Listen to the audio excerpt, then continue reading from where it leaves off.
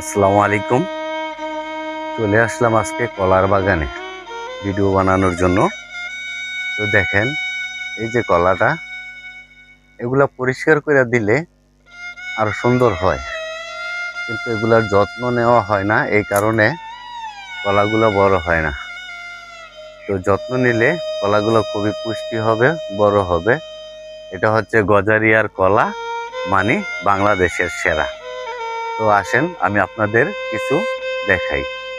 এই যে দেখতে পারতেছেন, এটা হচ্ছে কলার বাগান। এটা মুন্সিগঞ্জ গজারিয়াতে। এই যে আরেকটা দেখা গেছে কলার তোর, এই যে দেখো, পরিষ্কারই না। ঠিক আছে, এটি পরিষ্কার করে দিলে কলাগুলা বড় হয়, সুন্দর হয় গাছগুলা। ঠিক আছে, নেক্সট ভিডিওতে এই কলাগুলা যখন পরিষ্কার করে ভালো হবে, তখন আমি আরেকটা ভিডিও দেব। আপনারা আমার প্রোফাইলটাকে ফলো দিয়ে লাইক কমেন্ট করে সাথে থাকবেন। এই যে আরেকটা দেখা যাচ্ছে, এটা অনেক উপরে। হ্যাঁ, অবশ্য কলা কোনো পুষ্টি পাচ্ছে না, পুষ্টি পাইলে এসে কলা বড় হবে। ঠিক আছে, তো আমি বলবো যে গাছ লাগান, দেশ বাঁচান। ঠিক আছে, গাছ লাগান, পরিবেশ বাঁচান। বেশি বেশি করে গাছ লাগাবেন, বিভিন্ন প্রকার ফল ফ্রুট গাছ লাগাবেন। এতে নিজেরও ভালো, আশেপাশে গ্রাম যারা আছে, প্রতিবেশী আছে, সবাই ফল খাইতে পারবে, কিনা খাবে, সমস্যা নাই। এই যে আরেকটা দেখেন, এটার মধ্যে সিট পড়ে গেছে গা। তো ভালো কিছু হবে আশা করি, ইনশাআল্লাহ।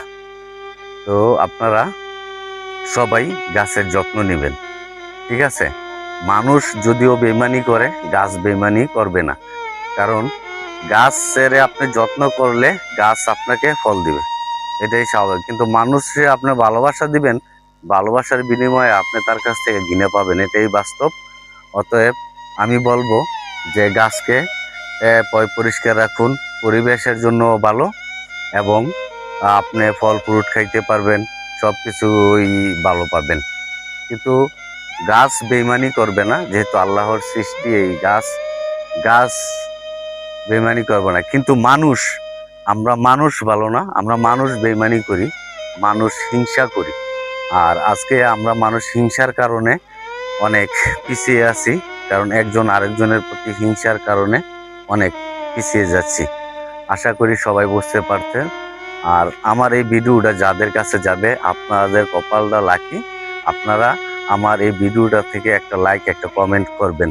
আশা করি সবাই ভালো থাকবেন, ইনশাল্লাহ। আল্লাহ হাফেজ।